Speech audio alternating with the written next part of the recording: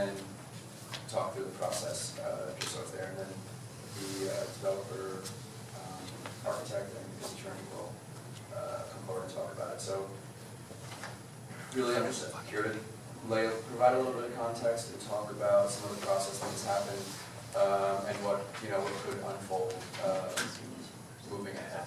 So, the property that we're talking about right now is this blue parcel here. I think it's 2 or 3 parcels. It's 1.6 acres. It is proximate to the intersection of Ridgedale Avenue. It's proximate to the on-ramps for 287.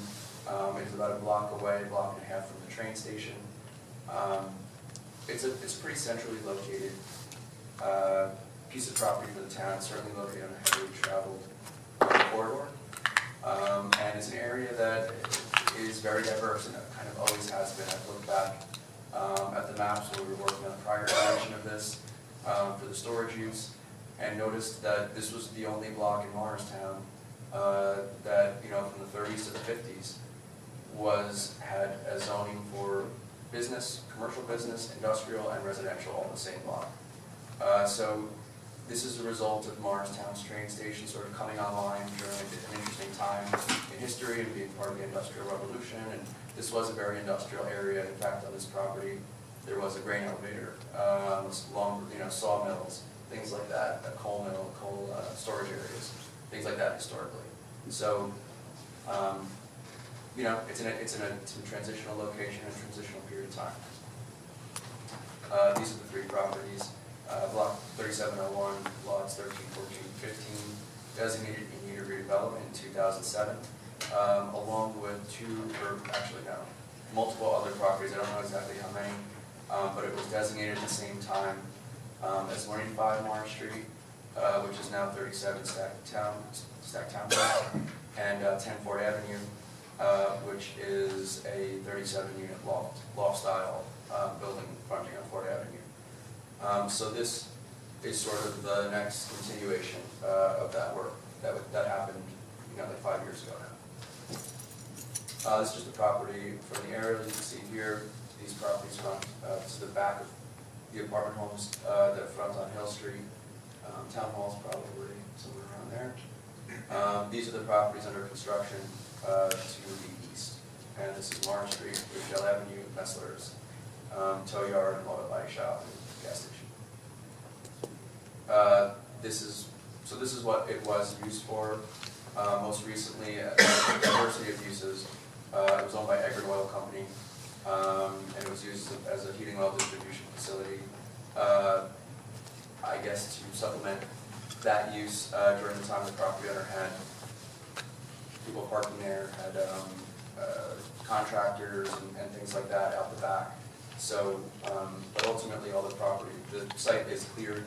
All the properties demolished. I'm sure most people in this room drive past it at least every day. So this is what's out there now. Where have we been on this? We had some informal council briefings in early 2016. We had at least 7 public workshops, or 5 public workshops and 2 council presentations between the fall of 2016 and the fall of 2018. And now we're back here in the winter of 2018 to talk about a different type of proposals that the property owner has come up with.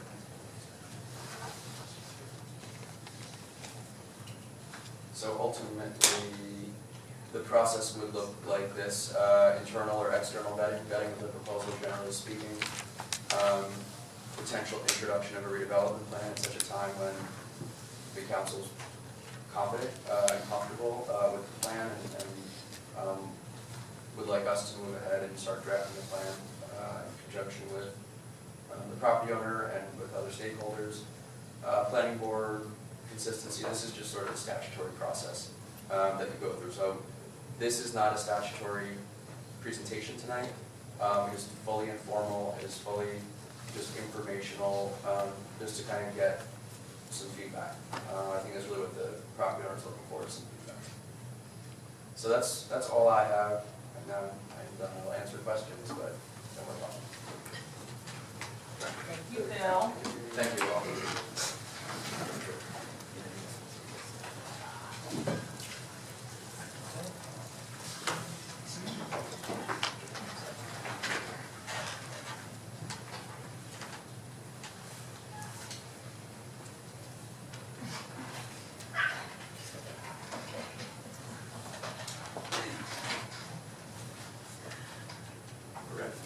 Oh, I'm sorry. No. Are you ready? We're not ready, but let me start. Let me get started. So then don't act if we're ready. Yeah. Good evening. Good evening. My name is Frank Vitolo. I'm with Riker Danzig. I'm here on behalf of Hampshire Real Estate Company. Happy to be here this evening, so close to the holidays. Everyone's in a cheery mood, looks like. That's good. When we last spoke, as you just heard, we were here on self-storage. And based on the feedback that we received from some of the council members, the community, neighbors, we have gone back and revised this concept. And we revised it to be a residential proposal. And this residential proposal that we're going to show you tonight is a residential live-work building. And it'll be unique to Morristown. And why I say that is that you hear a lot about mixed use in Morristown. Well, this is truly going to be a mixed use project. It's going to have market rate apartments, affordable apartments, live workspaces, retail, green roof, and 100% on-site parking. Truly a mixed use project. And we're going to accomplish this in a building that's only 68,000 square feet, 3 stories of residential, over 1 story of parking, and that only covers 53% of the lot, which is, as you know, a departure from our first proposal that had significantly more coverage and square footage. So I'm not going to talk all that much. We have a team of people here tonight to answer any questions about parking, for example, traffic, environmental. But the focus tonight is going to be on the concept that we're proposing, and for that we have Frank Minervini, who's sitting to my left. So I'm going to turn it over to Mr. Minervini, and then after he's done, as I said, we are here to answer any additional specific questions you have about the project. So thank you very much. Thank you. Good evening, everyone. My name is Frank Minervini. I am principal of Minervini Van Architecture located in Hoboken, New Jersey. Came on board for this project after the storage, initial storage building design. And with the clients, trying to think of a concept that would work here, given that the property is a bit of an outlier in terms of development here in Morristown. So what we came up with, and it's also within the redevelopment plan that we are hoping to become part of, is a live-work building. I'll go through what that means exactly, since there are no actual ordinances involved with it. But you should all know, and I'll go through the bulk standards, that we meet or exceed in terms of parking all the requirements that are within the Morris Street redevelopment plan. That includes height, that includes, of course, lot coverage, as Frank already said. That includes density. We're proposing 85 units, with 13 of those being either low or moderate income. And that includes parking, where 108 parking spaces are required. Our design as it is currently has 111 parking spaces. So we'll go through the slides now, and as a placeholder, we're calling the building LW, because it live work, of course, because it does a very good job of explaining or describing the nature of the building. Although it's residential with a twist. So Phil already went through the site. I'm sure everyone is familiar with it and its history. Going to the bulk standards. Our site is 1.58 acres. We are proposing 85 units. 72 of those are market rate, and I'll describe that in detail as it's affected by live work. 13 are low and moderate income. Our building coverage at its largest, at its ground floor, is 53.1%. The breakdown here in unit counts, and more importantly, or as importantly, is we're required to have 108 parking spaces. We've got as part of this proposal, 111 parking spaces. So we took the Morris Street redevelopment plan standards, applied them to this lot, and we fall within all of them. Live work. So with the developers, we've come to the conclusion that given this property's location, again, it is a bit of an outlier, although we are thankfully close to the previous project and train station. What would be different? Well, how could we make this project different, still be successful, and still be interesting to people who may want to come into Morristown or are already here? So that brought us to the concept of live work. It is something that is certainly catching on as of late in urban and suburban areas with the rise of telecommuting, the advances within the internet. Many people, and it is projected that many more people will be working from home. So how that affects this building is a substantial number of our apartments will be designed to have flex space, flexible walls, not the walls are flexible, flexible locations on the walls, of course. So it gives, again, flexibility to anyone taking an apartment here or living here to have it work for their particular use, whether their home occupation is a stockbroker, an architect, or anybody in the arts, or anybody in technology. This building, we think, could work very well for them. One of the other aspects to it is at the ground floor, and I'll go into all this in a bit more detail. At the ground floor, we're proposing a communal work area. So what could have been a gym or something else, we'll probably still provide those. But importantly, at ground level, it'll be a communal work area. So the thinking there is that people want to have meetings, if people need to have a presentation. This would be a perfect location for anyone living in this building who may also work from it to use and have their information told and their story told within the building. So that's the bigger live work concept.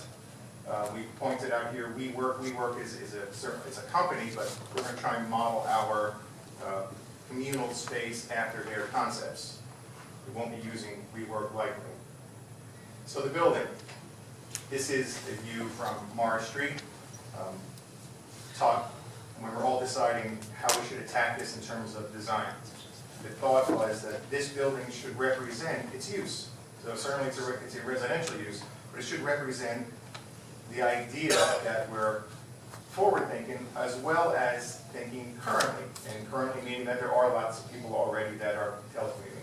So that would work, brings us to a building of certainly a modern sensibility. We've got two flanking portions on the left and the right, as you can see, with a main field of brick behind it, and the thinking here is, but what could be easily viewed if it was designed was other than this, as a very, very large building. We've kind of broken up the masses. So we've got on the left-hand portion, the area, you can see the big LW, which is kind of built into the structure, symbolizing the area of communal workspace. Center areas are the lobby and some continuation of the workspace. And you move to the right, we're proposing a cafe. Thinking here is that trying the goal of activating the street is important to certainly this town. It's important to within the redevelopment plan.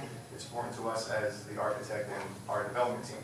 So with that, we thought a small coffee shop that is built partially within the building can help activate the street. And given how we think this building will be occupied, again, with work, it should be used often. So we're trying to provide some place for people to work. They could work in a formal way within the communal workspace. They could work within their apartments. They could also go for coffee and sit, as many of us do, in a coffee shop with our computer.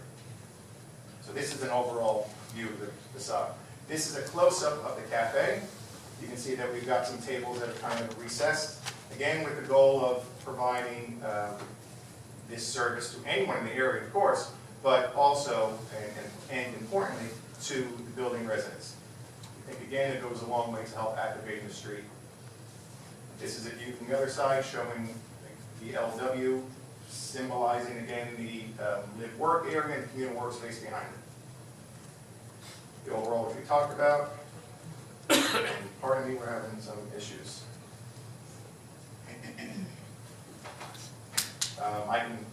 I don't know what happened to my floor plans, but I'll go through a site plan very quickly so that you have a sense of how we are proposing, what we are proposing in terms of plan. And I don't know what happened to this. Survey. While he's doing that, Yeah, Frank. I'll just point out that with respect to the coffee shop, we're talking to Smart World, who is very interested in opening a satellite coffee location in the building. And so if we were to move forward, that's something that we would definitely want to have in there. Okay. Thank you for that, Brian. So, with luck and it looks promising, a local coffee shop will take that space. Looking at this ground floor plan, the top of the drawing is Morris Street. You'll see in the next plan that the building is a U-shaped, double-loaded corridor, very efficient.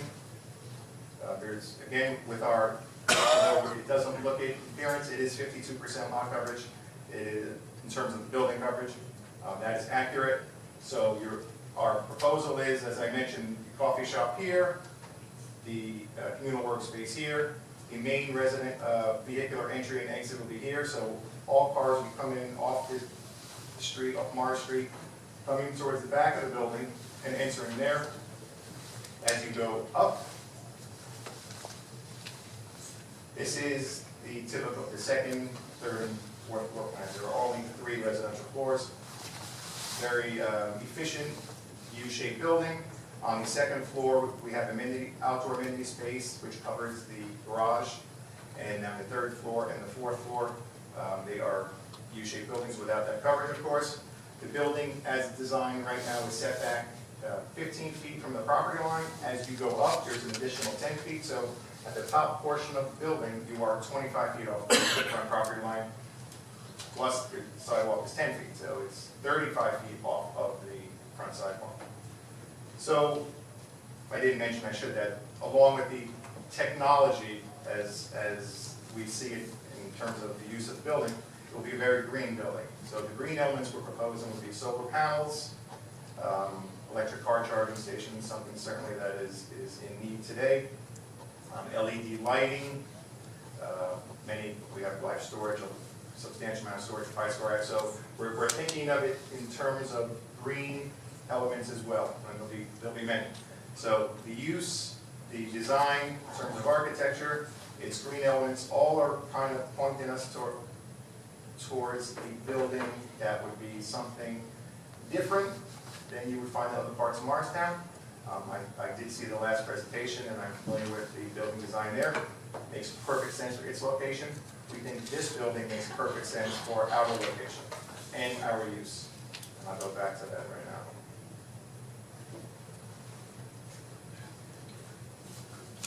If I could find it, here we go. So, back to the view as the building as we're proposing it. We did consider that this was an industrial area one time. As Phil mentioned, it was an industrial area, and had many uses throughout the years. So that was the impetus for the simplified back field of the building, the brick. And I've already described the reasoning for the 2 kind of contemporary / modern appendages. It helps us achieve what we want in terms of breaking up the building mass, its facade, and it also helps us achieve our want of separating the uses that aren't residential. So I think I hit it all. Yes?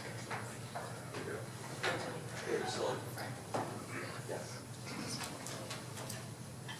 So I just asked Frank to see if he could find the color site plan. I'd like to put that up as well, but in the meantime, if the council has any questions, or I don't know how you want to do it. I'm Sure. sorry. Say that again, I'm sorry. Yeah, he's done, he's going to put up a colorized site plan, but Oh, okay. we welcome any questions from Well, so then at this time, I'll open up the public hearing. If there are any members of the public wishing to be heard on this project. Excuse me? No.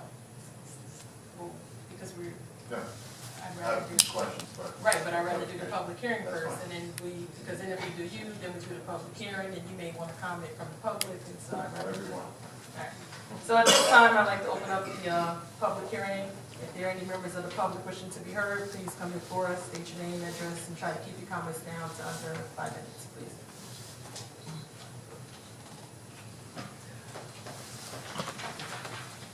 Bob Napick, 32 Washington Avenue.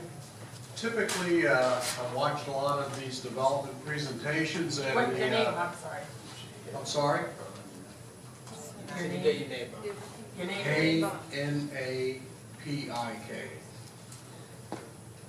32 Washington Ave. Thank you. Typically, the developers show a presentation that fits in with the neighborhood, and they take a lot of pride in pointing that out. Whereas this one, you make the point that it was taking advantage of an industrial past, but it doesn't seem to conform to the way Morristown looks. And that would bother me from the exterior. And it is something we looked at early on, and in terms of buildings of this scale, there was no real context for us. Yes, Morristown has a look to particular areas. We didn't think that need apply here. We thought it'd be more important to have a forward-looking, in terms of architectural design, building reflecting its use, given that there isn't that context that you're referring to directly here. Certainly there's a Morristown look, and I recognize that. Thank you. I don't think that is something that needs to apply here when we have other opportunity and other options. Thank you.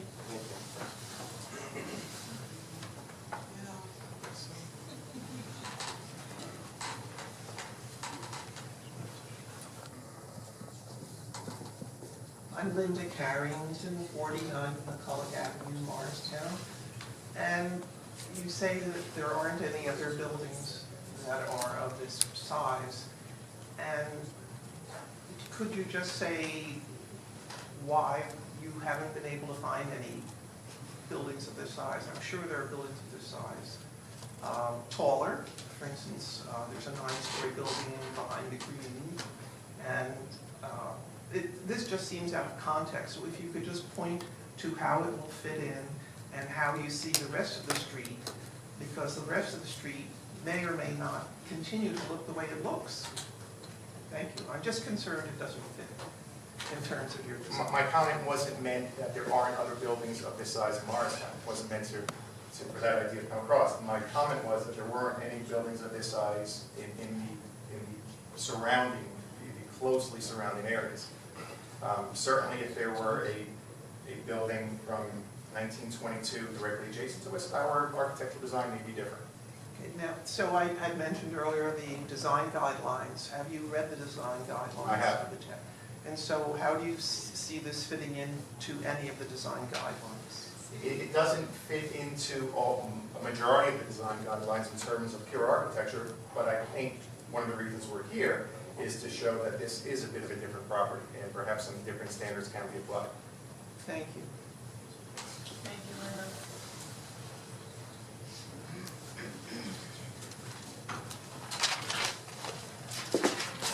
Hi, it's Leslie Allen, 320 South Street, and I thank the developers for hearing our concerns about storage, so I appreciate the fact that you're now presenting something for housing. One of the things that you, when you were presenting storage, you talked about how little traffic there would be and how the coming and going wouldn't impact the traffic flow that's always a nightmare on Morris. So how do you see now having 89 residents, how does that work? Or how do you see that working? So we've done traffic study, and we have someone here, Chris Richter. If you want to just, this is Chris Richter, he's with Addison Young, on behalf of the developer. And Chris, do you want to just preview some of the high-level results from the traffic study? Well, wait 1 second. We're in the public hearing. first, so. And then my, Oh, okay, well, then so. my second question was, when you were talking about it being storage and the need for environmental cleanup, that the cleanup level for commercial was different than the cleanup level for housing. And so how are you adjusting with that? Yeah, so the same gentleman is prepared to speak on that, Tim.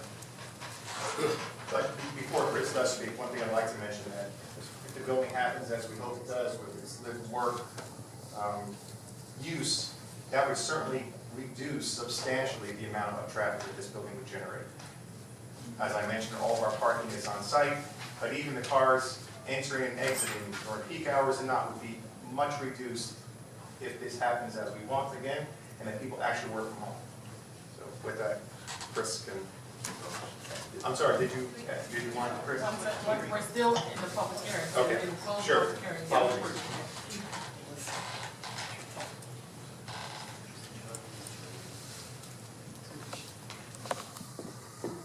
Hi, I'm Charlotte Spenley. I live at 182 Morris Street, so directly across from the building.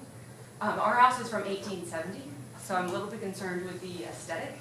I actually really like the live workspace, much better than the storage unit. But I do think that there's a way to tie in more of a historical aesthetic along with modern that will kind of more accurately depict the neighborhood. We're also like less than a mile from Washington's headquarters and the Hamilton Schuyler House. So I think tying in those like pretty big historical parts into Morristown is really important. And we have, our house is 1870 and next door is also a historic house. So to say that there's not historic pieces right across the street. My other questions, I guess, are timeline of building, and then also we can talk more about traffic, but I guess I'm a little bit concerned that we come out onto Morris as well, and so how that would affect the rest of, and there's also a big apartment building complex right next to us, and there's other units right next to us as well, so what that looks like. And the other note I want to plug is that I agree that it might cut down on some traffic that people are going to be living and working there, but it's not walker friendly. So I've said to Morristown multiple times that the pedestrian path to the green from this part of town is incredibly treacherous. Like crosswalks don't work, they aren't labeled. So if you're putting in something that's kind of relying on people to be walking into town, you have to make it a safe passage. And right now, it's not. So that would be one of my bigger things. Okay, thanks. Thank you.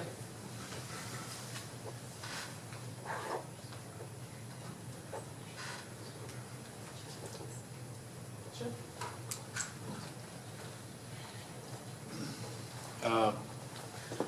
Giovanni Robertelli, owner of 181 and 183 Morris Street, which is the property to the right of the development. I'm very concerned about the traffic that's going to be generated, and specifically the driveway that's going along the house. And if there's a way we could put the driveway on the other side, since we have an industrial property there, and the traffic is not going to be as much of a hindrance there. And also the aesthetics of the building, it's a little bit too industrial. I like it better than the storage, of course, like everybody else. So that's my concern. Thank you. Thank you.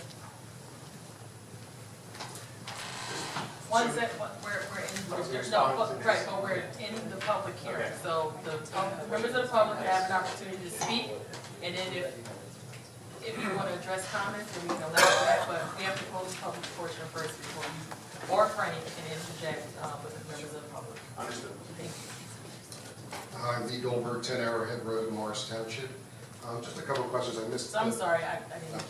Lee Goldberg, 10 Arrowhead Road, Morris Township. So I came into the presentation when you were talking about how you're modeling it after the WeWork space, and you referred to the communal workspace. Is the communal workspace only for the residents that live in the building, or is it a true like Wi-Fi, like inviting members of the community in there to use that as a shared space? I don't know if that's been determined yet. It's certainly something that developers are here tonight, and they can hear if that's a request. I don't think that's been determined yet.